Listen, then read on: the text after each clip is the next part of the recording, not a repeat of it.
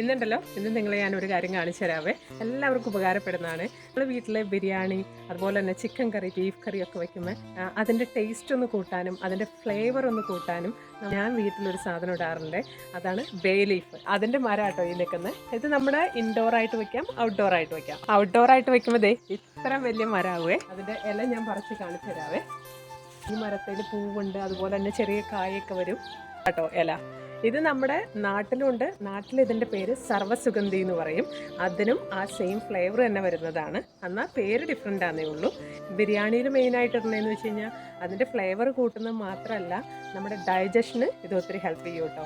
ഇല ഇങ്ങനെ പൊട്ടിച്ചിട്ട് മണത്ത് കഴിയുമ്പോൾ നല്ല സ്മെല്ലാട്ടോ. അപ്പോൾ ആ ഫ്ലേവർ തന്നെയാണ് നമ്മൾ വയ്ക്കുന്ന കറികൾക്കും അതുപോലെ തന്നെ ബിരിയാണിക്കൊക്കെ വരുന്നത് കേട്ടോ. നമ്മുടെ നാട്ടിൽ കറുകപ്പട്ടയുടെ ഇലയൊക്കെ കടകളിൽ നിന്ന് ഉണക്കിയത് മേടിക്കാൻ കിട്ടും. അത് നമ്മുടെ ഈ മസാലക്കൂട്ടിൻ്റെ അകത്തൊക്കെ വരാറുണ്ട് കേട്ടോ.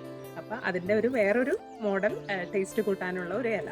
അങ്ങനെ ഞാൻ വീടിൻ്റെ അകത്ത് ഒരെണ്ണം ഇതുപോലെ വെച്ചിട്ടുണ്ട്. അപ്പോൾ നമ്മൾ കുക്ക് ചെയ്യുമ്പോൾ ഈസി ആയിട്ട് നമുക്ക് എടുക്കാം. ഇത് നിറഞ്ഞു നിന്നതാണ്. ഇത് കുറേയൊക്കെ ഞാൻ ഇതിൻ്റെ തണ്ടടർത്ത് കളഞ്ഞു. ഒത്തിരി അങ്ങ് വീടിൻ്റെ അകത്ത് വലുതാവണ്ടെന്ന് വിചാരിച്ചിട്ടോ. അപ്പോൾ ഇതുപോലെ ഒരെണ്ണം എല്ലാവരും മേടിച്ച് വെച്ചോട്ടോ. നല്ല ഉപകാരമായിട്ടുള്ള ഒരു ചെടിയാട്ടോ.